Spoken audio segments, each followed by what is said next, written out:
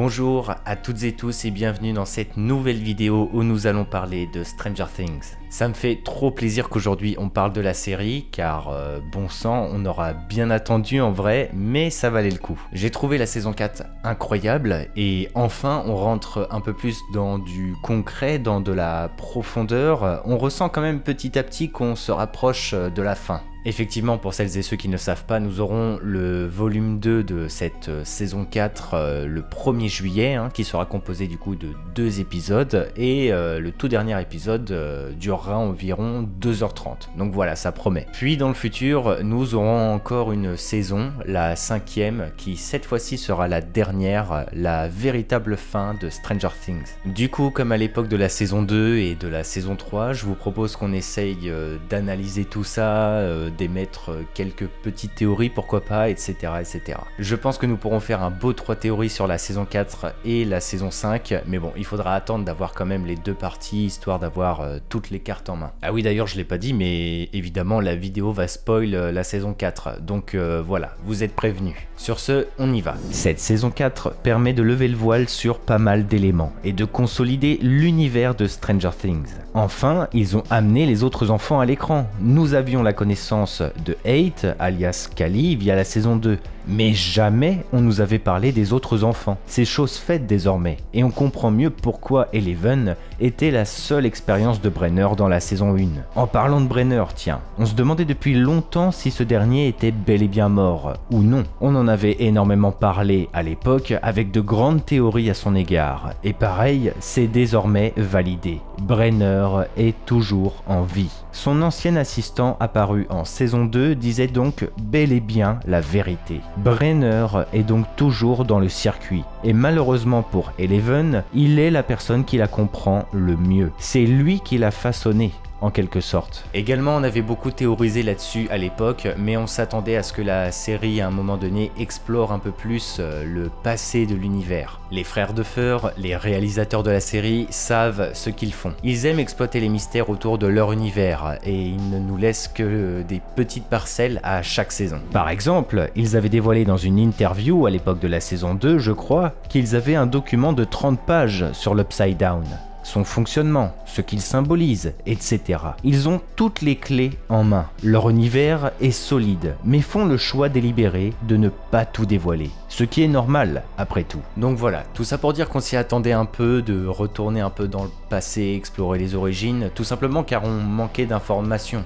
Que ce soit concernant par exemple l'origine des enfants, le programme de Brenner, etc., etc. Ils ont même justifié le tunnel par lequel Eleven va s'échapper dans la première saison, par le biais de One. Et justement One, quel plot twist. Henry Creel, le fils de Victor Creel, One, la première expérience de Brenner, l'origine du programme, ainsi que Vecna, la nouvelle terreur de l'Upside Down. 3 identités bien distinctes, qui sont en fait la même personne. Il va falloir en parler, car même si Stranger Things 4 solidifie l'univers de la série, eh bien cette nouvelle saison amène un bon lot de questions et de mystères, et notamment par le biais de One. Pour traiter tout ça, j'aimerais que l'on se replonge ensemble dans le lore entre guillemets de l'univers. Retracer tout ce que l'on sait par rapport à l'Upside Down dans la série, car cela nous permettrait de, pourquoi pas, trouver certaines réponses. On sait très peu de choses sur l'Upside Down,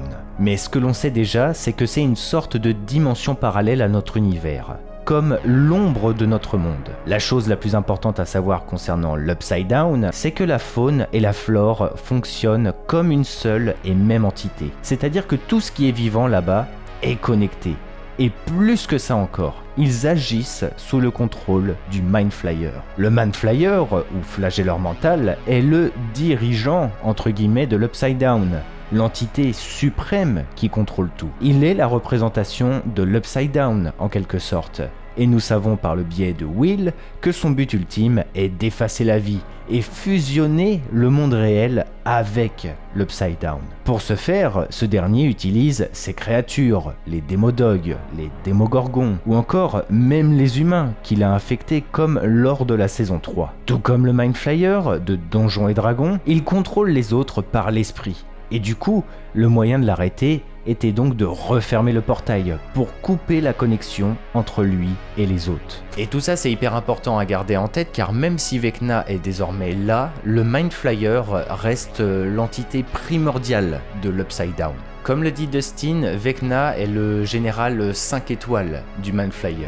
Et c'est le cas. Vecna n'est qu'une entité surpuissante agissant sous les ordres du Mind Flayer. Mais c'est là que c'est intéressant, car du coup, plusieurs questions découlent de tout ça. Déjà, où est le Mind Flayer s'il est le grand leader et qu'il est omnipotent? Eh bien déjà, il faut garder en tête que l'Upside Down, étant une dimension parallèle à notre monde, eh bien il garde quand même ses codes et ses principes, dans le sens où la géographie est la même. Par exemple, quand Nancy, Steve, Robin et Eddie sont dans l'Upside Down, ils nous font part qu'ils ont 11 km à faire pour se rendre à l'endroit qu'ils souhaitent. Ce que je veux dire par là, c'est que par exemple, cela pourrait expliquer l'absence du Mind Flayer dans la première saison, car l'ouverture du portail avec le Démogorgon était accidentelle, donc il devait être tout simplement autre part. Et là du coup c'est pareil, vu que les Russes ont ouvert un autre portail dans leur pays, le Mind Flayer s'y est rendu certainement, dans le but de revenir dans notre monde. Sauf que c'est là que c'est très surprenant. Dans le petit teaser nous annonçant la partie 2 de la saison 4, nous voyons Hopper faire face à une cage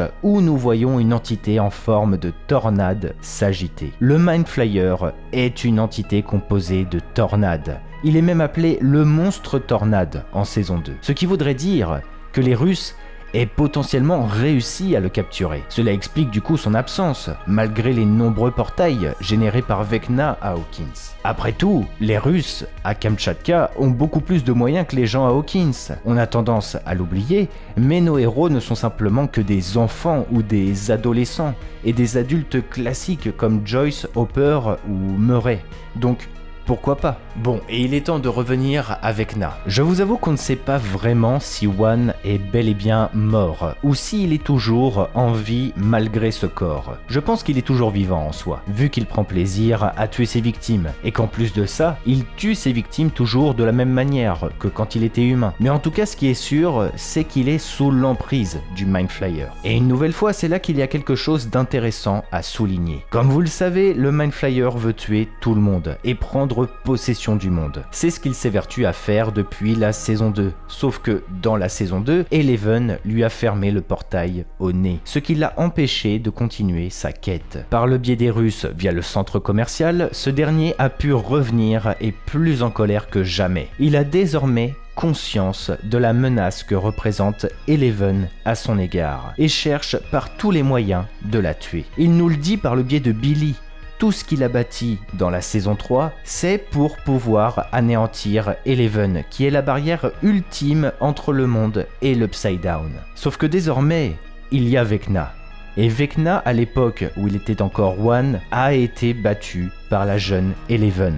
Elle est la seule personne à lui avoir tenu tête et à le vaincre. Ce qui consolide le fait qu'Eleven est la clé pour défendre la vie face à l'Upside Down. Que ce soit le Mind Flayer ou Vecna, les deux ont déjà perdu face à Eleven. En plus de rajouter un aspect personnel à la relation entre Eleven et l'Upside Down, par le biais de One, tout est connecté dans l'Upside Down. De la même manière que les symbiotes, pour ceux qui connaissent bien l'univers Marvel, eh bien, il y a un esprit de ruche, une mémoire collective. Vecna et le Mind Flayer s'auto-alimentent entre eux. Il se pourrait que Vecna, soit One, ait toujours une sorte de libre arbitre, dans le sens où il souhaitait être libéré de sa condition humaine et purger l'humanité qu'il considère comme nuisible. One possède les mêmes objectifs que le Mind Flayer, donc c'est comme s'il travaillait main dans la main. Étant donné que dans la saison 2, et plus particulièrement la saison 3, le Mind Flayer a été confronté directement à Eleven et a même perdu, Vecna, de par le concept de mémoire collective, a désormais conscience qu'Eleven est toujours en vie.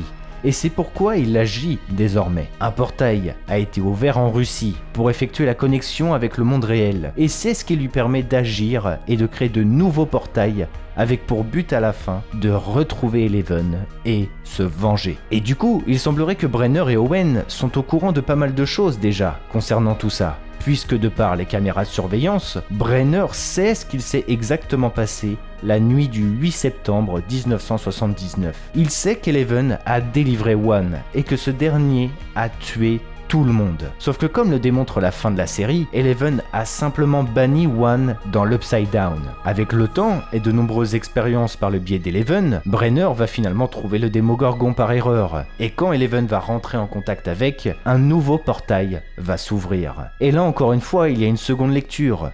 Car comme le dit si bien One, Sometimes, Papa doesn't tell the truth. Il se pourrait que depuis toujours, Brenner cherche à reproduire ce qu'Eleven a effectué la nuit du 8 septembre 1979. Il se pourrait que le Démogorgon trouvé dans la saison 1 n'était pas une erreur, mais bel et bien ce que convoitait Brenner, qui a été témoin de ce qu'a pu faire Eleven quand elle était petite. Et là, c'est un point que je trouve hyper intriguant et qui sera certainement répondu dans l'avenir de la série. C'est le fait qu'Eleven possède des pouvoirs qui sont liés à l'Upside Down. Et aucune information ne nous a été donnée ou explication concernant tout ça. Eleven, sans le savoir, a banni One vers l'Upside Down. Plus tard, elle va trouver sans faire exprès le Démogorgon, qui va lancer la série et ouvrir un véritable portail entre les deux mondes. Elle a le pouvoir de refermer ce même portail, et même de confronter le Mind Flayer lui-même. Nous ne savons pas la source des pouvoirs des enfants. Nous ne savons pas pourquoi ils ont des pouvoirs, et nous ne savons que très peu de choses de l'Upside Down. Mais il y a clairement un lien entre Eleven et l'Upside Down, et il est possible que Brenner en sache quelque chose, et que ce soit l'une des clés de l'avenir de la série. S'il y a bien une question auquel Stranger Things ne répond jamais, c'est le pourquoi. Pourquoi les pouvoirs ? Pourquoi le Mind Flayer? Pourquoi le programme de Brenner? Pourquoi Vecna? Nous avons toujours des réponses partielles, mais jamais de véritables raisons. Et moi perso, je suis sûr que ce sera l'axe de l'avenir de la série. Et bien évidemment, Eleven, comme toujours, semble être la clé de voûte de tout ça, quoi. Mais bon. Là, on commence à s'écarter un petit peu. Enfin, un dernier point très mystérieux sur lequel j'aimerais m'arrêter. C'est la nouvelle information concernant l'Upside Down qui nous a été dévoilée par Nancy. C'est le fait que l'Upside Down propose une copie de la planète, mais du passé. Comme si la temporalité de la dimension était en arrêt, comme coincée. Effectivement, Nancy nous apprend que dans la dimension, nous sommes toujours le 6 novembre 1983, soit 3 ans avant la saison 4, et par extension, le jour même où Will a été enlevé par le Démogorgon dans le premier épisode de la saison 1. Cette information est intrigante, car il est difficile de se dire à quoi elle sert. Encore une fois, c'est la question pourquoi ?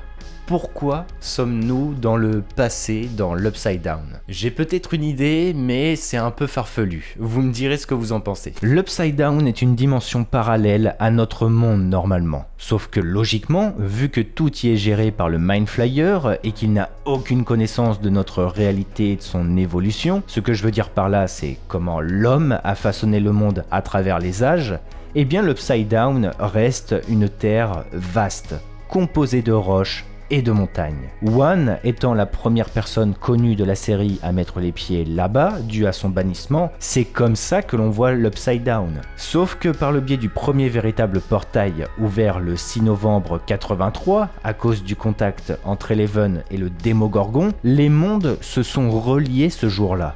Et l'Upside Down a pu prendre copie de notre monde. Je ne sais pas si vous voyez exactement ce que je veux dire. Et puis surtout, vu que le Mind Flayer contrôle les gens par l'esprit, il a pu possiblement refaçonner l'Upside Down en fonction de la connaissance des gens qu'il contrôle. Par exemple, en fonction de Will, l'Upside Down a une représentation d'Hawkins, ainsi que du Château Byers que personne ne connaissait vraiment, à part lui, sa famille et ses amis. Et du coup, on le retrouve dans l'Upside Down. Après, peut-être que je vais trop loin et que c'est simplement par le biais des portails qui établissent la connexion entre notre monde et le monde à l'envers. Mais je vous avoue que pour le moment, je n'ai pas de véritable explication. Néanmoins, en tout cas, plus nous avançons, plus l'Upside Down évolue.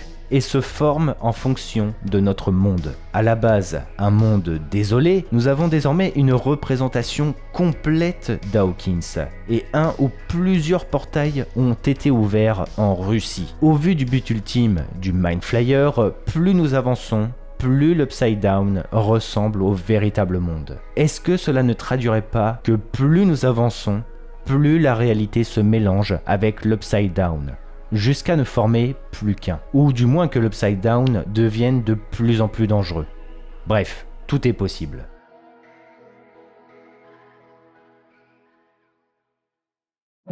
Nous arrivons à la fin de cette vidéo, je suis très heureux d'avoir pu vous parler de Stranger Things. J'adore cette série et ça fait vraiment du bien de la revoir au devant de la scène. N'hésitez pas à me faire part de ce que vous en avez pensé. Personnellement, j'ai trouvé la partie 1 de la saison 4 franchement grandiose et j'ai plus qu'hâte de voir la partie 2 le 1er juillet. Comptez sur moi en tout cas pour vous en reparler. J'espère d'ailleurs que ma vidéo vous aura plu et vous aura potentiellement apporté certaines réponses. Dans tous les cas, cela n'engage que ma vision. Tout est possible, hein, le débat reste ouvert. Nous avons très peu de réponses sur l'Upside Down, donc voilà, n'hésitez pas à me faire part de vos idées, vos ressentis concernant tout ça dans les commentaires. En attendant, n'oubliez pas le petit pouce bleu, n'hésitez pas non plus à vous abonner pour ne pas louper les prochaines vidéos, et puis bah voilà quoi, c'était Argorok, que le Lionheart soit avec vous, allez, ciao tout le monde.